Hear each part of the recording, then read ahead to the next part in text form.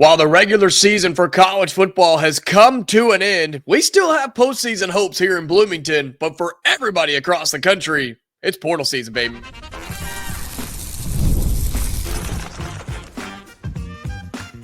You are Locked On Hoosiers, your daily podcast on the Indiana Hoosiers. Part of the Locked On Podcast Network, your team every day. Welcome into this, the Locked On Hoosiers podcast. I'm your man, Jacob Goins. I appreciate you being here, making this your first listen or your first watch every single day. We are part of the Locked On Podcast Network, which is your team every day. Today's episode of Locked On Hoosiers is brought to you by FanDuel. You can start the season and continue the season with a big return on FanDuel. New customers can place a $5 bet, and you'll get started with $150 in bonus bets if you win your first $5 bet. Visit FanDuel.com to get started. Well, as you can probably hear, as you can probably see, I am feeling very under the weather, but it's that time of year, and it is what it is. So bear with me. I really do appreciate you being here as we get started in a new week, a new month, right? December is here. And so apologies for the stuffiness, apologies for the voice, but we're going to fight through it because we got a lot to get to on the show today. Can Indiana basketball bounce back from what happened in Atlanta? You do end up getting that win over Providence, but man, it just didn't look good in those few games. So can we bounce back from that? Plus, is Indiana football, are we in or are we out of the college football playoff? We have that for you today. But where we have to start is where everybody is now starting in college football as this new week begins. It's portal season. It is the time of year where you have to start preparing for next season. And I know what a lot of you are saying. Wait. Jacob, Indiana's playing in the postseason. We expect to be in the college football playoff. We don't have time for the transfer portal. Sorry. That's how the calendar works, unfortunately. And to walk this back and to take this back a step, right, you start looking at the calendar around college football. And this is what the coaches have been talking about, right? This is what they have been begging to change. And let's be honest, they've been complaining quite a bit, and I don't blame them. I don't blame them because you now have the end of the regular season. You have conference championship games. Early signing day is this week. It's on Wednesday of this week. And then you've got this very, very short transfer portal window that runs through, the mid to end December before you get into the next portal window of the spring. You've got the regular signing day in February. I mean, there's dates all over the place, dates and restrictions and times. I mean, it's chaos in college football. College basketball is bad too, but college football, I mean, it's just all over the place. And so you think about it. Indiana, believe it or not, we are going to benefit from not playing in the Big Ten championship game. Congrats to Oregon and Penn State on that, with Ohio State losing, which we love to see it. But we actually kind of benefit from that for a couple of reasons. One, we don't have to play the extra game. Two, we're still probably going to make the college football playoff, which we'll talk about momentarily. And three, now we can focus on the transfer portal for a little bit. Yes, we're still practicing and still hoping to make it into the college football playoff, but now we can start making some calls. Now we can start to put out some feelers on some guys that we want. And there's not a ton of action here right now. There's not a ton of movement there. Like Indiana, we've reached out to a running back and a couple of defensive guys, but you don't know who's going to be in the portal because the season's just ended. I mean, the regular season just got done 2 days ago, less than 72 hours. And so for a lot of these teams, right, they still have, whether it's playoff implications or they have bowl games that they want to play in or whatever the case may be, trying to figure out if they're going to, right, to graduate, use an extra year, which it seems like nowadays you can come up with any excuse and play 17 years in college football, right? So you got to be careful when trying to figure out who you're going to go after. You have an idea, especially when you're talking quarterbacks or running backs or things like that. But right now, it's kind of quiet, but it's going to ramp up very, very quickly. And we're going to do our best to cover it right here on Locked On Hoosiers because Indiana, we're going to need some people. We're going to need some big-time names. We're going to need some dudes to step into this program and fill some shoes, right? Rourke, your your leader at quarterback, your leader on the offense. You've got guys like Tyson Lawton. You've got guys on the defensive side of the football. Tight end is gone this year. I mean, you're losing some big names, but it's crazy when you look through this roster. Yes, there's seniors, but there's not a lot. There's not a ton. And I think Indiana can benefit from that. There's some big ones in there, but I think we can be okay. And here's the problem, though. In this transfer portal era, you have to go get dudes every cycle. It's just like high school recruiting. You cannot afford to not get somebody. You cannot afford to not get players. Does that make sense? Like, you can't just say, yeah, I think we're pretty good. Yeah, I'm happy with our high school recruiting. I think we're fine. We don't need the portal. Wrong answer. Everybody needs the transfer portal, and you use it to your advantage, but you don't over-rely on it. You don't build your roster on it, and you got to think. That's what Curt Cignetti had to do this past year. Now, yes, he brought a lot of his players from James Madison, but he also found a quarterback in the portal. He found a couple of other guys in the portal. He found big-time players and made this into a college football playoff type of team. You can do it that way, just not every single season. But right now, as portal season gets underway, who's going to enter? We have no idea. What does Indiana need? That's a deeper conversation we'll have as this week goes on, because of those guys that are leaving, yeah, you've got quarterbacks on the roster, but do you feel good about them? Yeah, you got a couple of running backs, but you're already reaching out to some. And that big recruiting class that we plan on signing on Wednesday, if you bring that in, what does that mean too? All that plays a factor here. And what is now portal season, man, it's going to start flying off the chain like crazy. So just be ready for it. And like I said, we're going to do our best to cover it right here on the Locked on Hoosiers podcast. Really excited. And it sucks for Indiana because, yeah, we do hope we're preparing for a college football playoff. And you have to deal with signing day and the portal and NIL all at the same time while you're trying to win a national championship. That's college football, man. That's where it's at nowadays. And speaking of the college football playoff, are we in or are we out? We'll talk about that coming up next right here on Locked on Hoosiers. Today's episode of Locked on Hoosiers is brought to you by FanDuel. Get ready to tackle the NFL action with FanDuel, America's #1 sportsbook, because right now, new customers can bet $5 and get $150 in bonus bets if you win. The FanDuel Sportsbook app gives you everything you need to place live bets on the NFL all in one place. So when you get a hunch in the middle of the game, you can check out the latest stats, view play-by-play, and so much more on the same page where you place your bets. Just visit FanDuel.com to join today. You'll get started with $150 in bonus bets if you win your first $5 bet. That's FanDuel.com. Never waste a hunch and make every moment more with FanDuel, an official sportsbook partner of the NFL. Welcome back into Locked on Hoosiers. Thank you again for being here. Shout out to all my everydayers, those of you that watch the video on YouTube each and every day. Be sure you like this video. Comment your thoughts down below. What does Indiana need, Indiana football that is? What do they need to get in the transfer portal? What should be their focus in this portal season? You let me know in the YouTube comments down below. And then be sure you subscribe to the channel, okay? We're growing like crazy. I still want to see if we can get to 4,000 subscribers by the end of the year. It's got to be tough. We got to make a push right now. We're at 3549. We got to make a big push, but I think we can get there. So thank you for doing that. And for those of you that are currently listening on the audio side, again, appreciate you putting up with the different sound and voice, with the sick voice I got going on. So appreciate you being there and truly making this your first listen each and every day. I keep talking like Indiana's in the playoff, preparing for the playoff, but I guess we should still be asking the question, are we in or are we out? And if it was up to the AP poll, we'd be in. If it were up to the AP poll, we'd also be traveling. And so there's a couple of questions that have to be answered here, right? We're waiting on the new college football playoff rankings to come out after chaos ensued again in college football this weekend, like we figured it would, like it has pretty much every single weekend this season. And you can't take this for everything, but we do have a new AP poll, right? We know what this looks like. You have Oregon at 1, as they should. They're undefeated. Texas at 2, big win for them over Texas A&M. Penn State at 3, I hate it, but it is what it is. Notre Dame at 4, I hate it, but it is what it is. Georgia at 5 because they got a crazy win over Georgia Tech, and now they're going to play in the SEC championship game.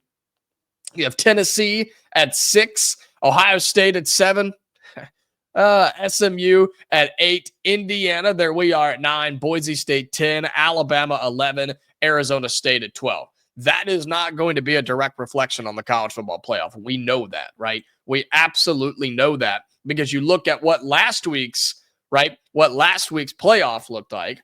Ohio State at 2, they will drop.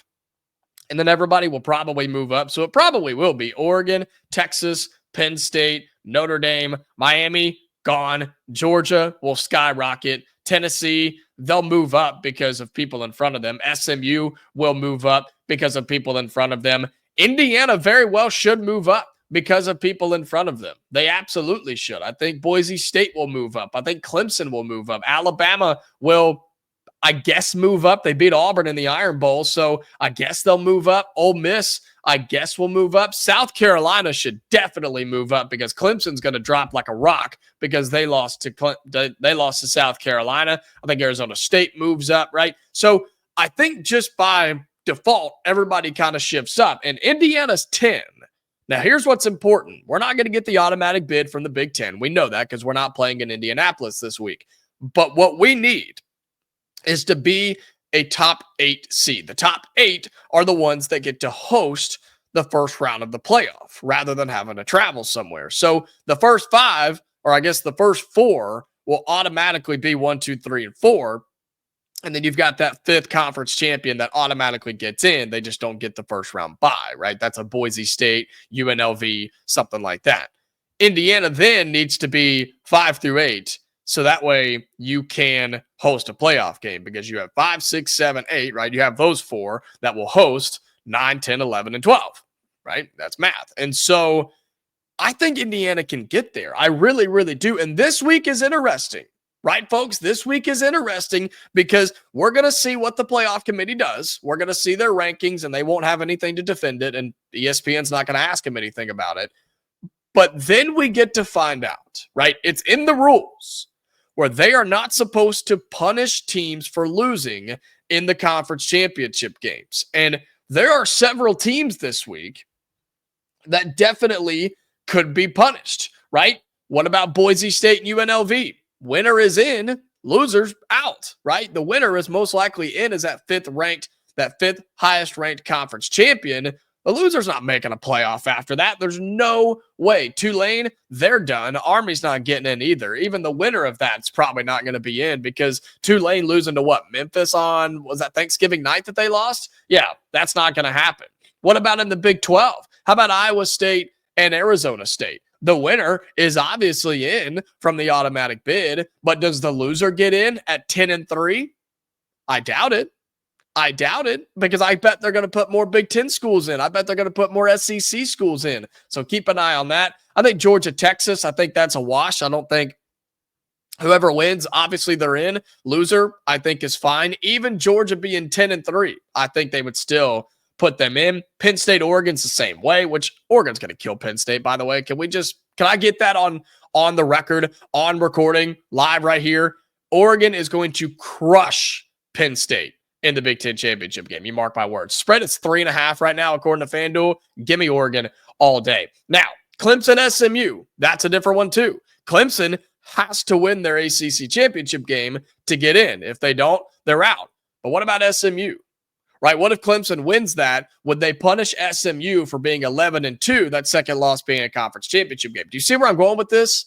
We're going to find out exactly what the committee wants to do and what their guidelines are. I hope. We don't know that because they haven't told us exactly what they are. We have written guidelines, but they obviously don't follow them. They're not supposed to take conference championship games into the formula, but they will. They're not supposed to take injuries into the formula, but they did, and they will. And at the end of the day, they're going to put in who they want to see in there. They're going to put in who makes the most money, the biggest brands, the biggest names that's best for them at the end of the day. And right now, as crazy as it sounds, Indiana keeps being talked about as a lock.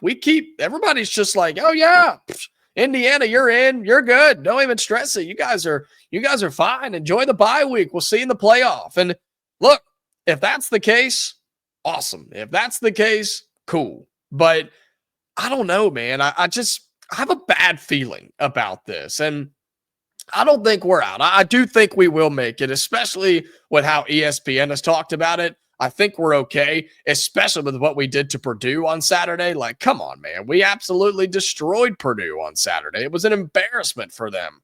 And I don't see how you look at that team. And I know Purdue's bad. Okay, Purdue, they're bad. I get it. But how do you look at this Indiana team and say that they don't deserve to be in the playoff? How do you look at us and say, we think Clemson should be there. No, we think Alabama should be there. I think South Carolina's earned it. No, like maybe South Carolina and some teams like that who have played well down the stretch. But, man, you can't look at this Indiana team and tell me that we don't belong.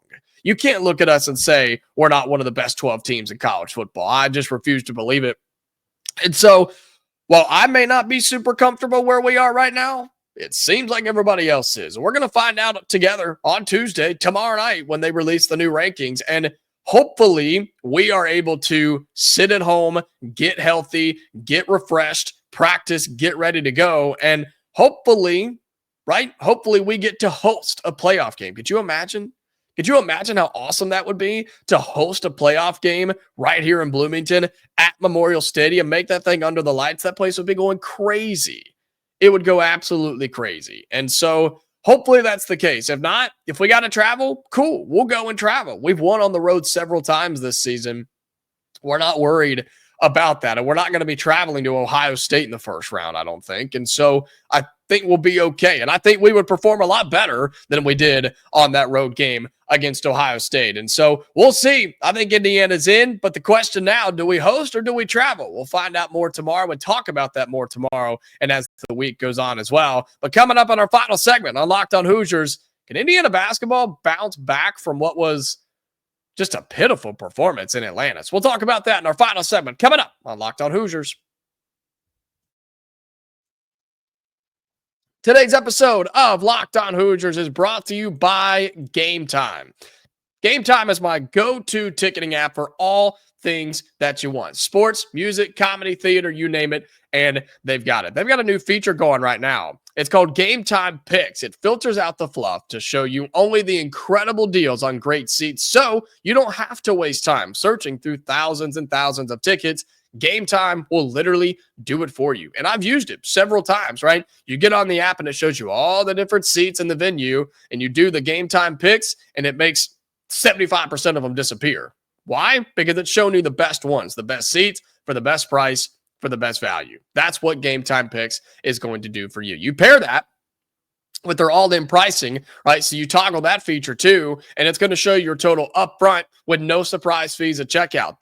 The price you see is the price you pay. And with their lowest price guarantee, Game Time will credit you 110% of the difference if you find it cheaper somewhere else. So you may as well use Game Time because you're either going to get the lowest price or they're going to give you 110% of the difference and you're going to make some little money, okay? But Game Time's got the best prices, I promise you. There's no reason to go anywhere else. So take the guesswork out of buying tickets with Game Time Picks. Download the Game Time app, create an account, and use the code LOCKEDONCOLLEGE for $20 off your first purchase. Terms apply. Again, create an account and redeem the code LOCKED ONCOLLEGE Locked on College for $20 off. Download Game Time today. What time is it? It is game time.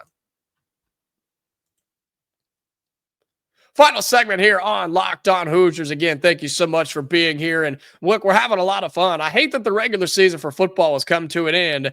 I have a good feeling that we have more to talk about with postseason play, transfer portal, signing day, you name it, we got it. Plus, there's a lot of basketball things going on around Indiana as well as we are back in action this week. And God, I hope it looks better than it did this past week over Feast Week. What a great side note. Just a side note. Not for us. We look terrible. But how great was college basketball last week? How awesome was the scene in college basketball across all these major tournaments, across all these big-time matchups. I mean, I just have to say, that was some of the most fun I've had watching basketball in a long, long time. Again, not for us, but outside of us, man. There were great, great games every single day from 11 a.m. to 11 a.m. and noon all the way to 2 o'clock in the morning. I mean, it was incredible to watch last week, and that's why college basketball is just so much fun. And I wish we could have been in on the action on the fun side of it, right? Getting blasted by Louisville, embarrassed by Gonzaga. Maybe I should say that the other way around. Embarrassed by Louisville and blasted by Gonzaga. Yeah, I think that's the better way to say it. And then you turn around and you beat Providence. Yay. 89-73. It looked better, right? We talked about that over the weekend. It looked better. You got to get some confidence in your guards, man. Miles Rice he started the season so hot, and then it just seems that he is really gone downhill in the confidence category. Don't know what's going on with Cannon Carlisle. We still got to figure that out. Wasn't even dressed in the game against Providence, but we're going to find out, right? We're going to find out as this team hosts Sam Houston on Tuesday. You've got Miami of Ohio coming in late in the week, and then you've got a couple of Big Ten games. Yeah, Minnesota is next week. That's a week from today on Monday on the 9th. So you better figure it out because you start Big Ten play, and you cannot afford to drop early Big Ten games to Minnesota and on the road at Nebraska. And I'll tell you this right now. If the team that showed up to Atlantis goes to Nebraska, you'll get blasted. Blasted. And that's not even a compliment to Nebraska. That's just a shot at us. I mean, Nebraska's 6-1 with a win over Creighton.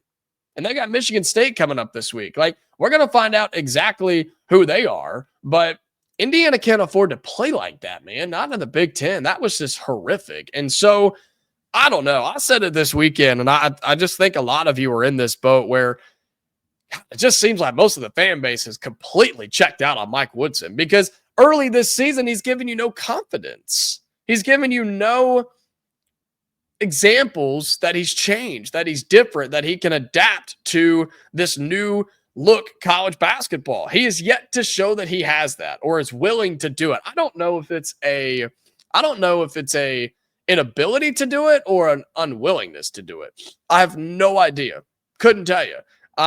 I think it's probably a little bit of both with him, to be honest with you. But this team's too talented, man. This team is way too talented to be performing the way that they are. And so this week against Sam Houston and Miami of Ohio, two teams that you're going to be favored by a lot and you should beat by a lot, you've got to figure it out. Run different sets, run different different groups of players, different fives, different sets. Like, you've got to do something different. I don't care if it makes you so uncomfortable that you can't sleep at night, Woody. Figure it out. Change it. I don't care who's on the floor.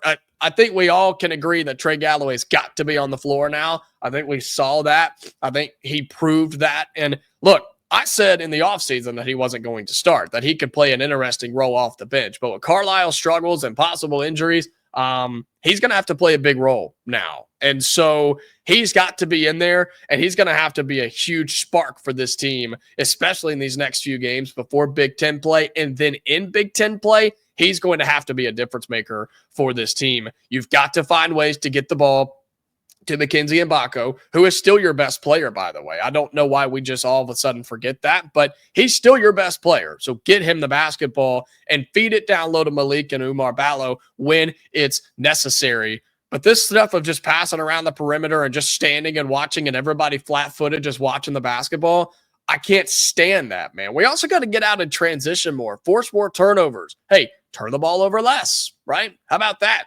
And we got to get some production off the bench. I'm talking Hatton, who did have a good game against Providence, Goody, guys like that. We've got to get production from them because we're playing 5-on-7, 5-on-8 basketball right now, and that's not going to cut it. And if we can't figure that out, we're in big trouble. Maybe not against Sam Houston and Miami of Ohio, but Big Ten play starts a week from today. You have a couple of non-conference games after that, but you have your first Big Ten games coming up in just a week. Do you think we're ready for Big Ten play? I don't think we are. Absolutely not. We're not ready. Mike Woodson would tell you that too. He'd also tell you that he's got to coach them harder. He's got to get them better. He's got to get them better prepared. Wow. I wonder whose responsibility that is. I wonder who controls who gets your team ready. I wonder who controls how hard your team is coached.